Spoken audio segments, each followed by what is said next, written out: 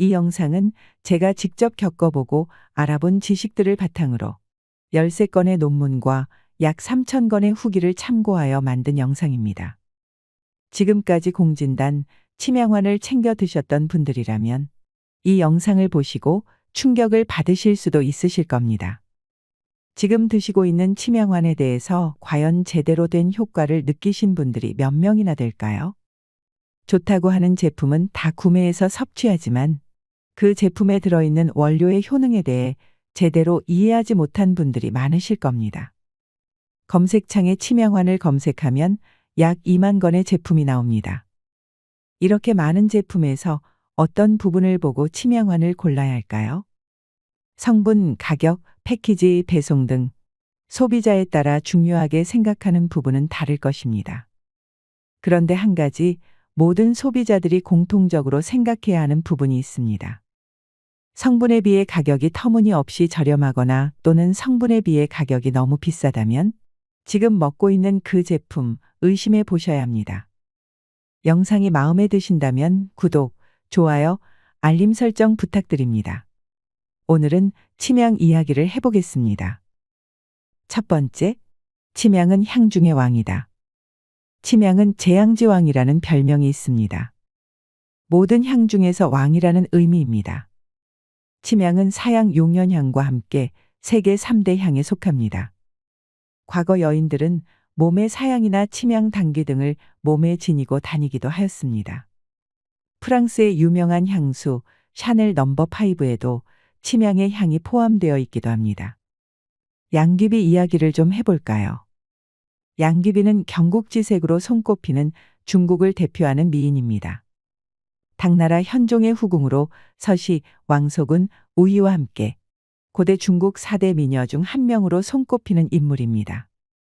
그런데 양귀비가 침양의 향에 매료되었다는 일화가 있습니다. 당나라 때 의상은 옷을 여러 겹 껴입은 형태인데 양귀비는 약간 통통한 편으로 아마도 요즘의 태음인에 속했던 것 같습니다. 그래서 땀이 많았습니다. 따라서 땀 냄새를 없애기 위해서 하루에도 목욕을 여러 번 했다고 합니다. 그런데 양귀비는 다른 장신구를 즐겨 착용하던 당시 고위층 여성들과 달리 일체 장신구를 배제한 채 오직 침양만을 목에 걸었다고 합니다. 당시 당 현종의 총애를 받고 있었기 때문에 많은 귀금속으로 된 장신구를 가지고 있었을 텐데 금은 보화로 자신을 꾸미지 않고 오로지 침양만을 목에 걸었던 것입니다. 당시는 침양이 황금과 같이 귀했기 때문에 그 자체로 금은 보화 역할을 했을 것입니다. 그러나 중요한 이유는 다른 데에 있습니다. 침양은 열이 가해지면 향이 납니다. 그런데 양귀비는 열이 많은 태음인으로 양귀비의 체열과 침양 목걸이가 밀착되어 자연스럽게 침양의 수지가 서서히 향으로 퍼졌을 것입니다. 양귀비는 이것으로 두 가지 효과를 봤을 것입니다. 첫 번째, 자신의 땀 냄새를 줄이는 향수의 효과와 두 번째로는 당현종에게 사랑을 받게 하는 사랑의 묘향으로도 작용했을 것입니다. 만약 침양이 없었다면 당시의 양귀비는 없었을지도 모릅니다. 두 번째, 침양이 침양이어야 하는 이유입니다. 침양은 가라앉을 침에 향기 향자로 만들어진 단어입니다. 향기가 가라앉는다, 물속에 잠긴 향이다 라는 의미입니다. 침수향이라고도 하는데 물에 가라앉는 향나무인 것입니다. 침양이 물속에 가라앉는 이유는 바로 물보다 비중이 크기 때문입니다. 침양은 침양나무에서 얻는데 서양과의 상록성 교목으로 침양의 성분 중 가장 중요한 것은 바로 침양의 수지 성분입니다. 지구상의 대부분의 나무는 비중이 물보다 낮아서 물에 뜨지만 가라앉는 종류도 20여 종이나 됩니다. 그렇다고 해서 이건 모두를 침양이라고 부르진 않습니다. 침양의 경우 수지 함량이 25% 이상이면 물에 가라앉습니다. 본초 강목에는 침양이 물에 잠긴 비율에 따라서 이름을 달리 불렀습니다. 첫 번째, 침양입니다. 물에 넣어서 완전하게 가라앉는 것을 말합니다. 종이처럼 얇은 것도 물에 넣으면 즉시 가라앉습니다. 대부분의 수지로 이루어져 있습니다. 물에 완전히 가라앉는 것이 상품으로 이것을 수침향이라고 합니다. 두 번째, 잔향입니다. 물의 절반은 뜨고 절반은 가라앉는 것을 말합니다. 이것은 완전하게 수지로 이루어지지 않고 목질부가 포함되어 있기 때문입니다. 어느 정도 약효가 있습니다. 세 번째, 전향입니다. 검은색 줄무늬가 있으면서 물에 뜨는 것을 전향이라고 합니다. 수지 성분은 거의 없습니다. 전향은 약효는 없어서 약으로 사용하지 않고 단지 의복의 냄새를 제거하는 용도로만 사용합니다. 침향의 수지 성분에 대해서 알아보겠습니다. 침향나무는 원래 단단하지도 않고 나이테도 없는 가벼운 나무의 종인 아열대성 교목으로 수명이 수백 년에서 천년이나 됩니다. 이렇게 긴 세월을 살 수 있는 데는 바로 침향나무의 독특한 자기 방어 수단이 중요한 역할을 하는데 바로 이것이 수지 성분입니다. 침향이 만들어지는 과정을 보면 침향나무를 벌채하여 땅속에 묻어 놓으면 수지가 없는 부위는 썩게 해서 썩지 않는 수지 성분이 많이 포함된 부분만 얻거나 나무에 상처를 내서 흘러나오는 수지를 수집해서 침향을 만듭니다. 침향나무는 해충이나 바이러스 또한 물리적인 손상이 생기면 끈끈한 진액을 분비하는데 이 진액은 상처 부위에 치유작용을 나타냅니다. 동시에 딱딱해지고 굳어지면서 해당 부위를 감싸게 됩니다.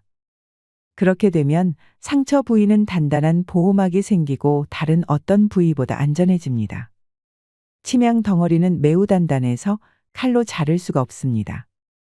이처럼 침향 수지는 스스로 자신을 지켜내고자 하는 치료물질인 셈입니다. 이 침향의 수지는 열을 가하면 아주 좋은 향을 내면서 약재로도 사용될 경우 그 어떤 약재에 비해서도 탁월한 효과를 나타냅니다. 그러나 침향은 무척이나 귀했습니다. 과거부터 침향은 향으로, 장신구로, 약재로 사용되어 왔지만 무척이나 귀해서 일반인들이 쉽게 접할 수가 없었습니다. 예로부터 금이나 은보다 더 귀한 대접을 받았고 왕이나 일부 상류층에서만 사용할 수 있었습니다.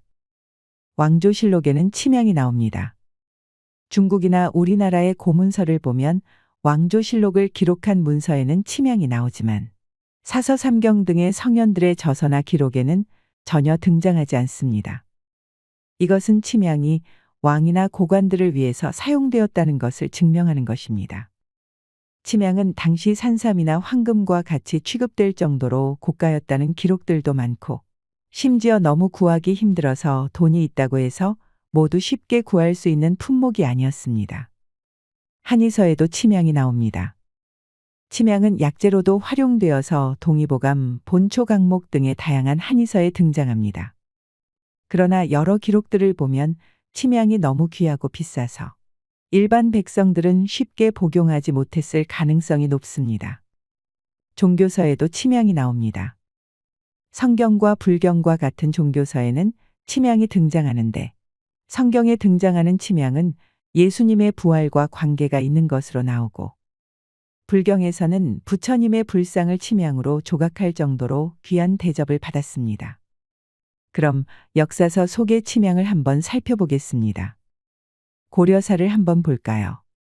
고려 11대 임금인 문종은 건강이 좋지 않았는데 60세 전후로 해서 마비 증상이 생겼다 합니다.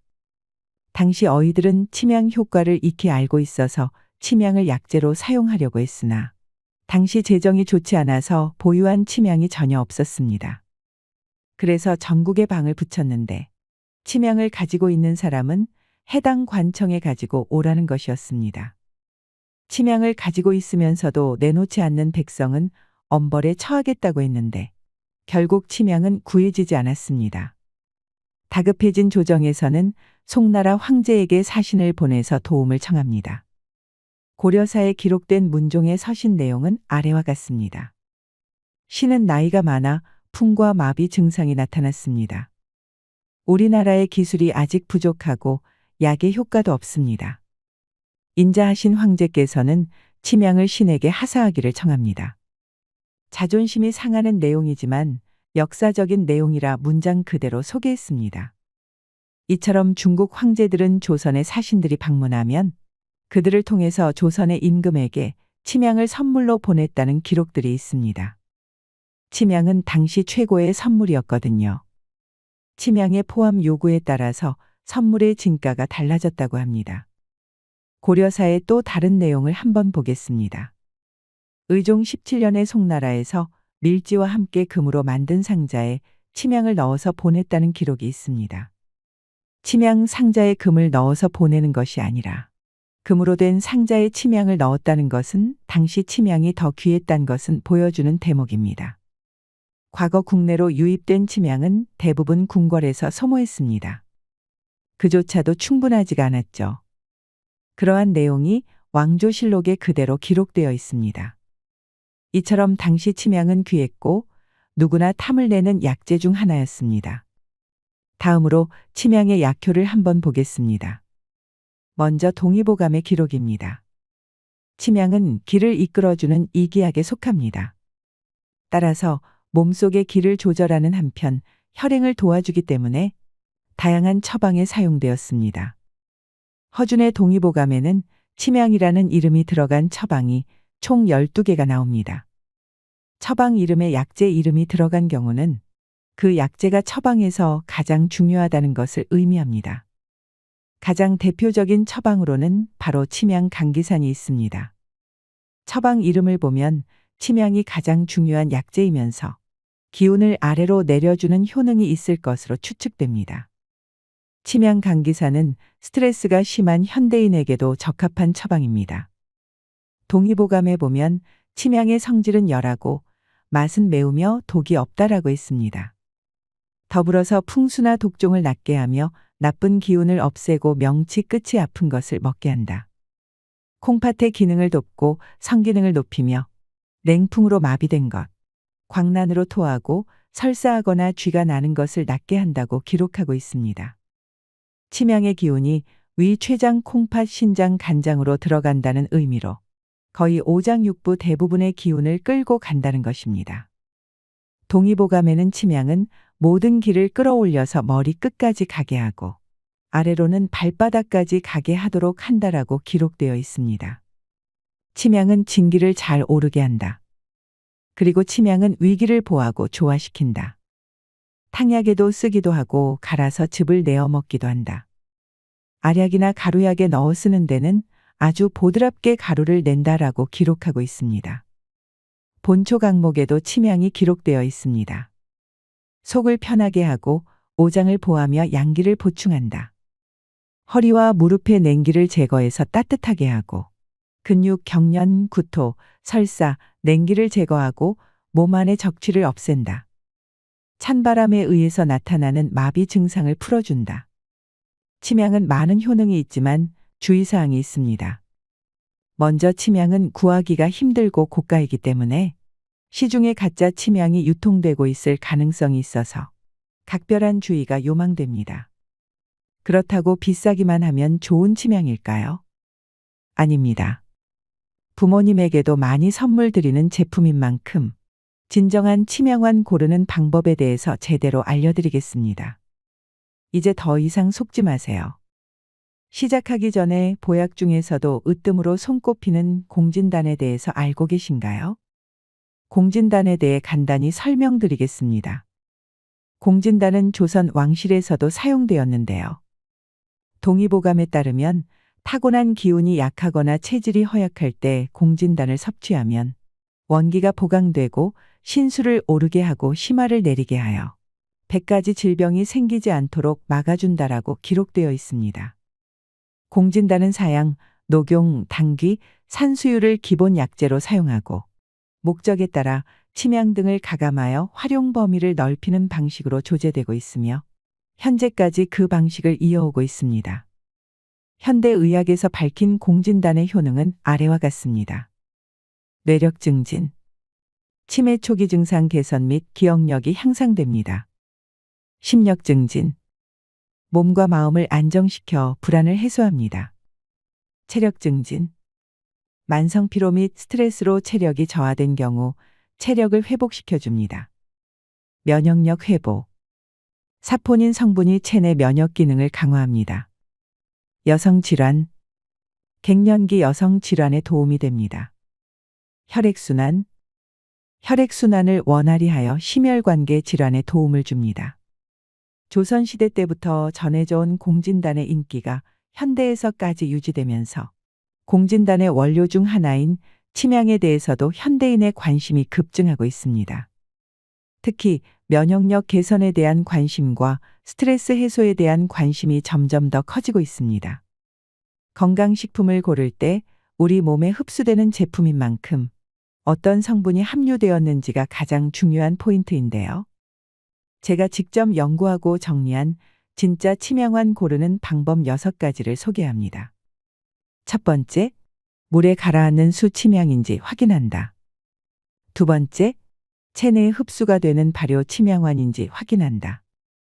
세 번째, 주재료의 성분에 대해서 확인한다. 진세노사이드 함량은 꼭 확인해야 한다. 네 번째, 잔류농약이 검출되지 않은 것인지 확인한다. 다섯 번째, 추출액이 아닌 분말인지 확인한다. 여섯 번째, 전문가의 의견이 반영되었는지 확인한다. 첫 번째, 최고급 침향은 물에 가라앉습니다. 뜨지 않고 가라앉는 침향이 진짜 침향입니다. 침향은 나무 한 그루당 5에서 7kg 밖에 생산되지 않는 아주 귀한 원료입니다. 진짜 침향나무는 물에 뜨지 않고 가라앉습니다. 침향의 수지 성분은 물보다 밀도가 높기 때문에 침향을 물에 띄웠을 때 물에 가라앉는 침향만이 진짜 침향이라고 말할 수 있습니다. 요즘 업체 중에 가짜 침향을 사용해서 인공향료를 주입하거나 염색을 하여 판매를 하는 제품이 많은데 소비자로서 속지 말고 부작용 없이 진짜 침향이 들어간 침향환을 구매하는 게 중요 포인트라고 할 수 있습니다. 두 번째, 먹어도 효과를 모르겠다면 발효된 침향환인지 확인해야 합니다. 시중에 이렇게 많은 침향환이 있습니다. 분명 이것저것 비교해보고 따져보고 구매해서 30일 이상 복용했는데 아무런 효과를 못 느낀 분들이 계실 거라고 확신합니다. 그 침향환 발효되어 흡수가 잘 되는지 파악하셔야 합니다. 발효를 하면 왜 좋을까요? 유산균 같은 유익균이 몸속에 들어가기도 하지만 침향 분자량이 작아져서 우리 몸에 흡수하기 쉽게 만들어집니다. 진짜 발효한 침향 추출액의 입자 크기는 머리카락의 20분의 1굵기입니다. 발효하지 않은 침향환보다 작아진 입자 크기만큼 체내 흡수율이 높아지기 때문에 침향환에 있어 발효는 필수 요소입니다. 세 번째, 주재료의 성분에 대해서 확인해야 합니다. 침향환을 고를 때 주재료의 성분과 효능이 어떤 것인지 제대로 알고 구매하는 것이 중요합니다. 시중에 나와 있는 침향환 중 홍삼이 함유된 침향환이 많은데요. 홍삼이 들었다고 해서 무조건 좋은 것이 아니라 홍삼의 진세노사이드 함량이 중요합니다. 지금 먹고 있는 제품의 진세노사이드 함량 확인하셨나요? 홍삼을 드시는 분들이라면 진세노사이드의 중요성에 대해서 알고 계실 겁니다. 진세노사이드는 조선시대부터 약용식물로 활용되어 온 3의 약용 성분으로서 현대에서는 항산화 활성을 촉진하는 것으로 보고되고 있습니다. 홍삼이 갱년기 여성 건강에 도움이 된다고 많이 알고 계실 텐데요. 갱년기 여성 건강은 물론이고 피로 개선, 면역력 증진, 항산화 효과, 기억력 개선, 혈액 흐름 개선에도 도움을 줍니다. 이러한 효과를 보기 위해선 홍삼 속에 있는 진세노사이드 성분이 중요한데요. 진세노사이드 함량이 25mg 이상인 제품만이 진정한 갱년기 여성 건강 개선을 기대할 수 있다고 보시면 됩니다. 홍삼보다 진세노사이드 함량이 높은 재료가 바로 산삼인데요. 연구에 따르면 진세노사이드 함량이 산삼배양근에서 높게 나타난다고 나와 있습니다. 산삼에는 홍삼의 6배에 달하는 진세노사이드 함량이 들어있는데요. 진세노사이드 함량이 단 1mg만 함유되어도 홍삼, 산삼이 함유되었다며 자랑하는 곳들이 많은데 속지 않도록 주의하시기 바랍니다. 진세노사이드 함량을 투명하게 공개하는 제품을 골라야지만 섭취하셨을 때 진정한 효능을 느낄 수 있습니다. 그리고 환기 성분이 있는지도 확인하셔야 합니다. 위 사진은 침향, 산삼과 더불어 면역력에 도움이 되는 좋은 성분인 황기입니다.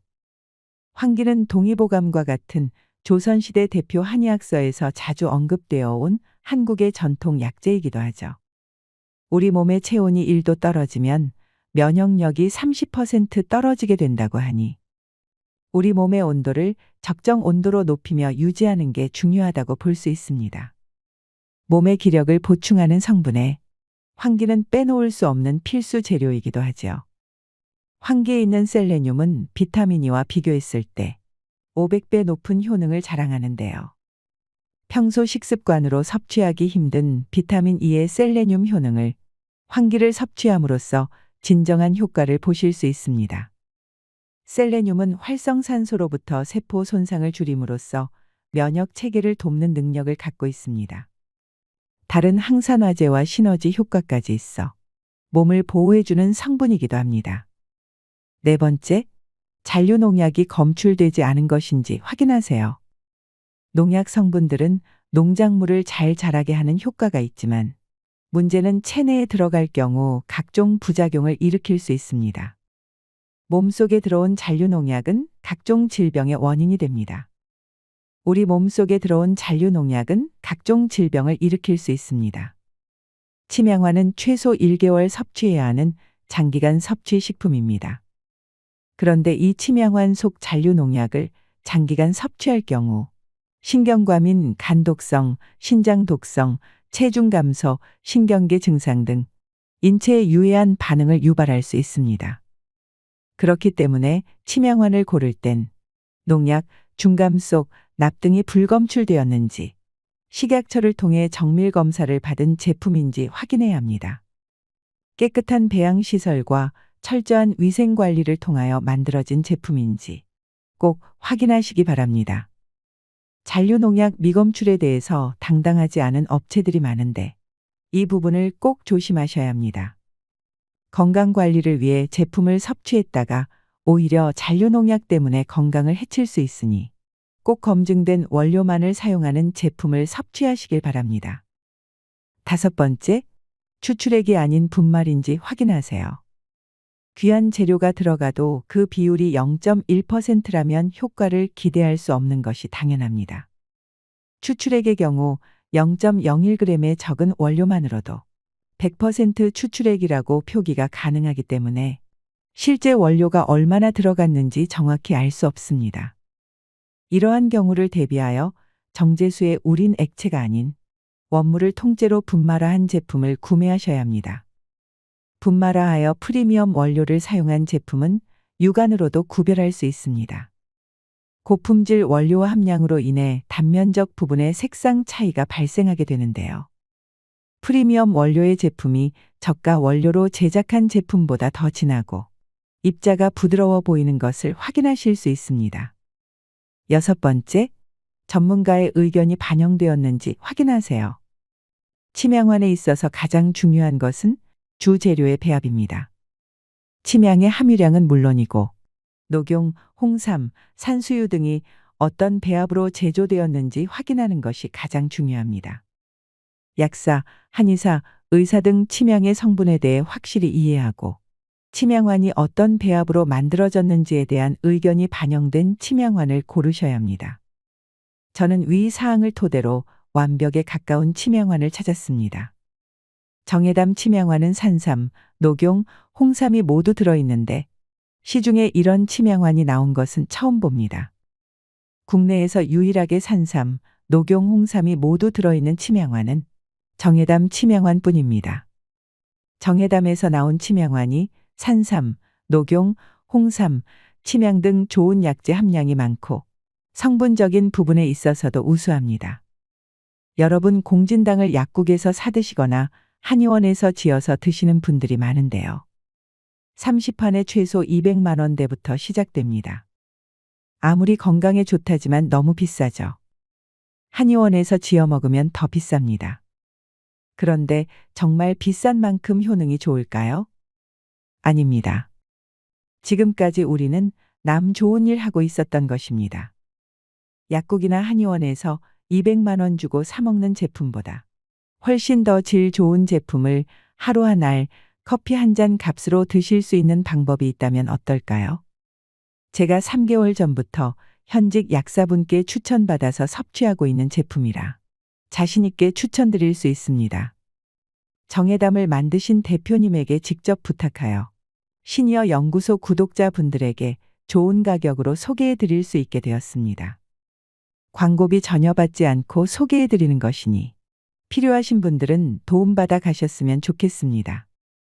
준비된 수량이 많지 않아 보유한 수량이 소진되면 다시는 없을 가격입니다. 밑에 고정 댓글 링크를 확인해 주세요. 사랑하는 부모님께 선물하거나 부부가 함께 드시면 좋겠습니다.